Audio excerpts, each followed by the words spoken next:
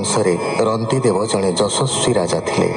ନିଜର ଅଜସ୍ର ଧନ ସମ୍ପତ୍ତି ବୁଭୁକ୍ଷୁ ତଥା ଅତିଥିଙ୍କ ସେବାରେ ବିନିଯୋଗ କରୁଥିଲେ। କୁଟୁମ୍ବ ପ୍ରତି ଆସକ୍ତ ନ ହୋଇ ଅତିଥିଙ୍କ ପାଇଁ ଧନ ସଞ୍ଚୁଥିଲେ। ଏକଦା ରନ୍ତିଦେବଙ୍କ ଅତିଥି ଚର୍ଚ୍ଚାର ପରୀକ୍ଷା ନେବା ପାଇଁ ବାସବ ଆଦିଦେବ ଏବଂ ବିଷ୍ଣୁ ଅତିଥି ଶୂଦ୍ର ଏବଂ ଶବର ରୂପରେ ଆସି ତାଙ୍କ ଅତିଥି ପୂଜାରେ ମୁଗ୍ଧ ହେଲେ। ଏହିପରି ଭାବେ ପୁଣ୍ୟ ଅର୍ଜନ କରି ଶେଷରେ ହରିଙ୍କ କୃପା ଲାଭ କରି ରନ୍ତିଦେବ ପରମ ବ୍ରହ୍ମରେ ଲୀନ ହେଲେ। ରୁଚିରାଶ୍ୱର ପୁତ୍ର ପାର ପୃଥୁସେନ ତାର କୁମର ପାରର ନିପ ନାମେ ପୁତ୍ର ତାହାର ହେଲେ ସତେ ସୁତ ସୁକ କନ୍ୟା କୃତି ଗର୍ଭରେ ସେ ଏକ ପୁତ୍ର ଲାଭ କରେ ଯାହାର ନାମ ବ୍ରହ୍ମଦତ୍ତ ଯେ ନିତ୍ୟ ଯୋଗ ଜ୍ଞାନେ ରତ।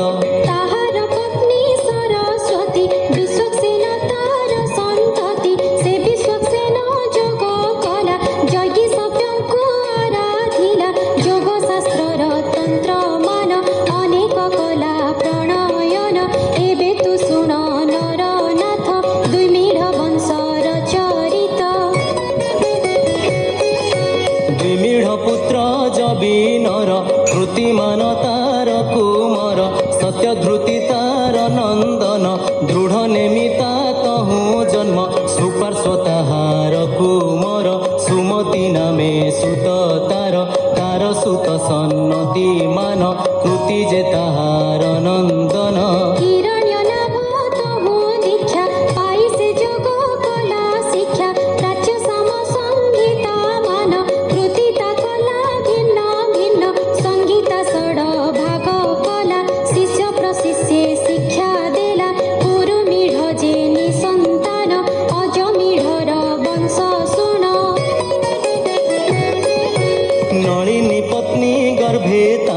ନୀଳ ନାମେ ହେଲା କୁମର ନୀଳର ପୁତ୍ର ନାମ ଶାନ୍ତି ତାଠାରୁ ଜନମ ସୁଶାନ୍ତି ସୁଶାନ୍ତି ତନୟ ପୁରୁଜ ଅର୍କ ଯେ ତାହାର ତନୁଜ ଭର୍ମ୍ୟାସ୍ତ ତାହାର ନନ୍ଦନ ପୁତ୍ର ତାହାର 5 ଜଣ।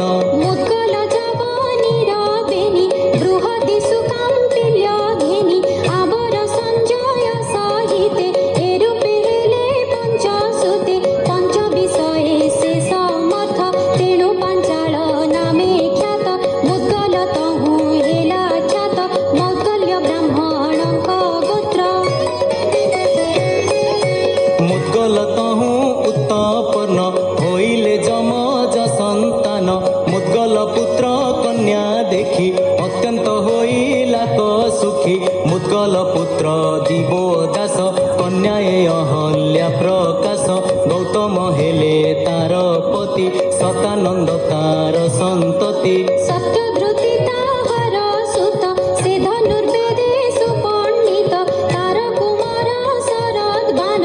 ଅତି ସୁନ୍ଦର ବିଦ୍ୟମାନ ଉର୍ବଶୀ ଦେଖି ବନ ଦେଶେ ତାହାର ରେତ କାମ ବସେ ଧରି ନ ପାରି ରେତ ଦମ୍ଭେ ତକ୍ଷଣେ ପଡ଼େ ସର ଖମ୍ବେ।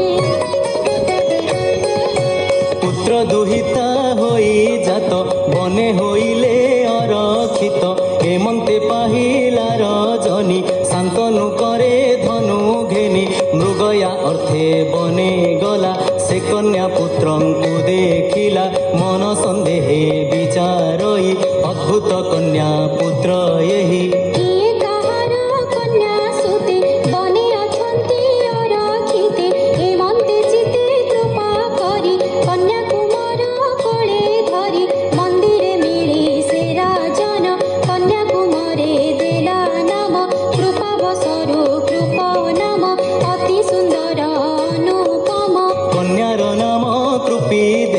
ଦ୍ରୋଣେ ତାହାକୁ ବିବାହ କଲା ଶୁଣ ସୁଜନେ ଏକ ଚିତେ ସଂସାରୁ ତରି ବଜେ ମନ୍ତେ କୃଷ୍ଣ ଚରିତ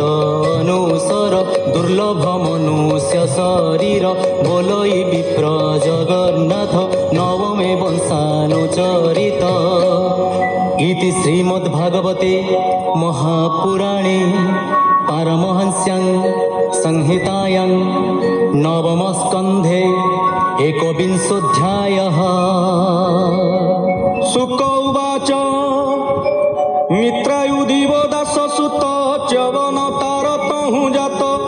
सुदास ताहार नंदन तासुत सहदेव घेन सोमक सहदेव सुत ता बिरजु हेले सते पुत्र ताहांक मध्ये जंतु ज्येष्ठ पृषत अटई कनिष्ठ द्रुपद ताहार नंदन तार तनय धृष्टद्युम्न द्रौपदी कन्या तांक घरे से आदि शक्ति जन्मांतरे से धृष्टद्युम्नंकर रे तू जन्म लभिले धृष्ट केतु धर्म्यास्व वंशे हेते जात पांचाल नामे हेले ख्यात पांचाल देश राजा पणे प्रजा पालिले शुभक्षणे अजमीढ़र सुत रक्ष तहु संभरण प्रत्यक्ष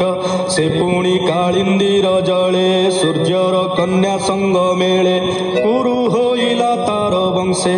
एक कथा शुणिछु भविष्ये कुरुर पुत्र होए चारि परीक्षित सुधनु आहुरी जह्नुनि सधास्व सहिते रूपे हेले चारि सुते सुहोत्र सुधनु नंदन ताहार सुत जे च्यवन सुत कृति नाम बसु ताहार वीर्ये जन्म बसु तनय बृहद्रथ कुशाम्ब द्वितीय जे पुत्र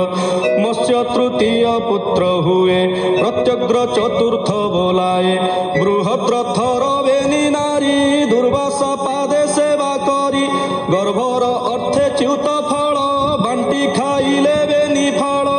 ऋषि वचने तांक बाळे जन्म होइले बेनी फाळे जीवन नाही तांक देहे के छाड़ी पारी पुत्र स्नेह निशी पर्यन्ते कोळे बही श्मशाने पकाइले नेई एमन्ते शुण नरनाथ